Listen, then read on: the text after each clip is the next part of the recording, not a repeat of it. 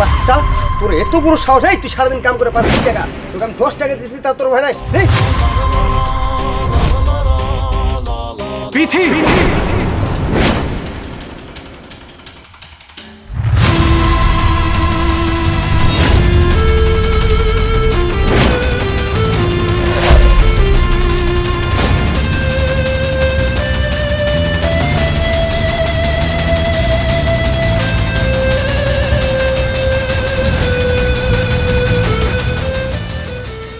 ওগো, তুমি আইছো?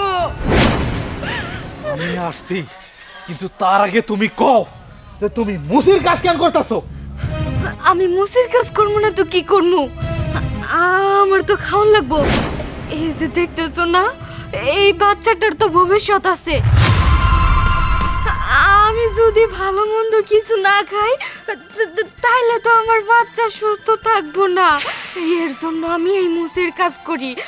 আর তুমি তুমি তো বিদেশে যে অনেক সুখেই আছো, ভুইলা গেছো যে তোমার বাড়িতে একটা মানুষ আছে। আমি তোমার বউ, তোমার বউটাকে তুমি ভুইলা গেছো, আমার কথা তুমি একটু মনে রাখো নাই। আরে তুমি এটা কি কইতাছো? আমি তো সব সময় তোমাদের খোঁজ খবর নিতাম। আমার বাবা আমায় বলতো যে তোমরা নাকি খুব ভালো আছো।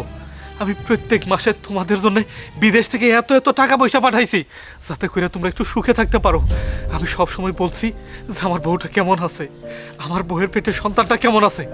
আমার পরিবার আমাকে বলছে যে তোমরা নাকি খুব ভালো আছো, সুখে আছো। কিন্তু আমি এটা কি দেখতেছি, আমার বউ আজকে মুসির কাজ করতেছে। কেন তুমি এটা করতেছো? কেন মুসির কাজ করতেছি আমি, তুমি বুঝতেছো না? কারণ তোমার বাবা মা আমার উপর অনেক অত্যাচার করে। আমাকে ঠিক মতো 3 বেলা 3 মুঠো ভাত খাইতে দেয় না, ভালো কিছু পড়তে দেয় না, ভালো কিছু খাইতে দেয় না। এর জন্য আমি পেটের ক্ষুধার কারণে এই মুসির কাজ করি। কারণ আমার সন্তানকে তো বাঁচাইতে হবো। আমার সন্তানের তো চিন্তার তাগো নাই, আমার সন্তানের চিন্তা আমার আছে।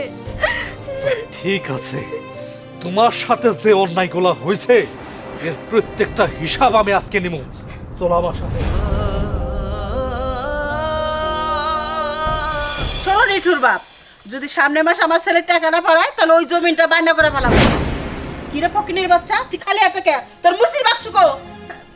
আসলে আমার আজকে ওরকম বেশি কাজ হয় নাই, আর টাকা পয়সা কেউ দিবার চায় না, কেউ তো জুতাই মুছবার চায় না। তুই টাকা ছাড়া তুই আমার বাচ্চা এসেছিস ফকিনের বাচ্চা।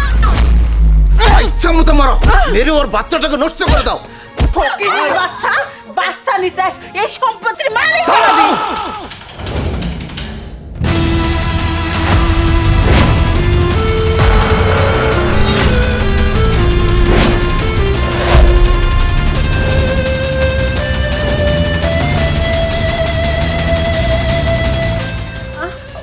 লিটু বাবা, তুই বিদেশ থেকে এসলে আমাদের খবর দিলে না? আমি জানি 6 মাস পরে পরে তুই আওস, কিন্তু আমাদের বলা একটু উচিত ছিল। তোর বাবা এয়ারপোর্টে গেত গাড়ি নিয়ে। চুপ থাকো, একটা কথা বলবে না তোমরা।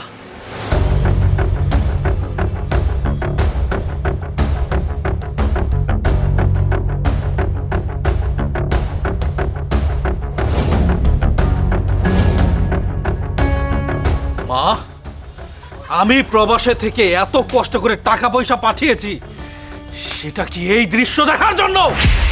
আমি তোমাদের কাছে আমার স্ত্রীকে রেখে গিয়েছিলাম আমানত হিসেবে। আর তোমরা তোমরা কি করেছো? তোমাদের বাড়ির যত কাজ আছে সবকিছু বিথিকে দিয়ে করেছো। আর শুধু তাই না, ওর পেটে একটা সন্তান আছে জেনেও তোমরা রীতিমতো প্রত্যেক দিন তার উপর টর্চার করতে। তোমরা শুধুমাত্র এইটাই করে থামো নেই মা, তাকে খাবার পর্যন্ত দিতে না। এক বেলা খাবার দিতে, তার 2 বেলা উপোস রাখতে। কি হ্যাঁ, আমি তোমাদের জন্য এত টাকা পয়সা পাঠিয়েছিলাম যাতে করে তোমরা সহ আমার স্ত্রীটাও ভালো থাকতে পারে, আমার সন্তানটা ভালো থাকতে পারে, সন্তানটা ভালোভাবে দুনিয়াতে আসতে পারে। কিন্তু তোমরা তোমরা আমার স্ত্রীকে দিয়ে মুচির কাজ করতে বাধ্য করেছো। তোমরা জানতে যে আমার স্ত্রীর এই পৃথিবীতে আর কেউ নেই, তারপরেও তোমরা আমার স্ত্রীকে মুচির কাজ করিয়েছো। সেই মা, আমি তোমাদের কাছে আমানত হিসেবে রেখে গেলাম আর তোমরা আমানতের খেয়ানত করলে। কি দেইনি তোমাদের? যখন যেটা তোমরা চেয়েছো আমি তখন সেইটাই দিয়েছি। শুধুমাত্র আমি বলেছিলাম আমার স্ত্রী আর আমার সন্তানটা যেন ভালো থাকতে পারে। আর বাবা, তুমি তুমি এটা কি করলে? আমি তো তোমাদের সবার উপর আমার স্ত্রীর দায়িত্ব রেখে গিয়েছিলাম। তুমি তো চাইতে সবসময় আমার সন্তানটা ভালো থাকুক, তোমার বংশধর ভালো থাকুক, কিন্তু তুমি আমার মায়ের সাথে মিলে এই সমস্ত কেন করলে বাবা? মা, ও তো তোমার মেয়ের মতো, চাইলে তুমি ওকে নিজের মেয়ের মতো রাখতে পারতে, কিন্তু তুমি তা করোনি। তুমি সবসময় চাকরানির মতো খাটিয়েছো, আমার স্ত্রীকে মজি মারিয়ে ছেড়েছো। শোনো মা, তোমার যদি এতই টাকা পয়সার প্রয়োজন ছিল, তুমি আমাকে বলতে পারতে, আমি তোমাকে সব টাকা এনে দিতাম। ঠিক আছে, তোমাদের যদি এত টাকার প্রয়োজন হয়ে থাকে, নাও টাকা, এর মধ্যে অনেক টাকা আছে, এই নিয়ে তোমরা খুশি থাকো। তবে হ্যাঁ মা, তোমাদের আমি একটা কথা বলে যাচ্ছি, আজকের পর থেকে তোমরা তোমাদের এই সন্তানকে হারালে আর ভবিষ্যতে কোনোদিন এই মুখটা তোমরা আর দেখতে পাবে না। তাহলে একটু এই কথা কইস না আমার। ছাড়ো, চলে এসো। সব দোষ তোমার। তোমার আগে কইছিলাম যে বৌমার প্রতি তুমি অত্যাচার করো না, লিটু আসলে সমস্যা হবে। আমার ফকিনি ঘর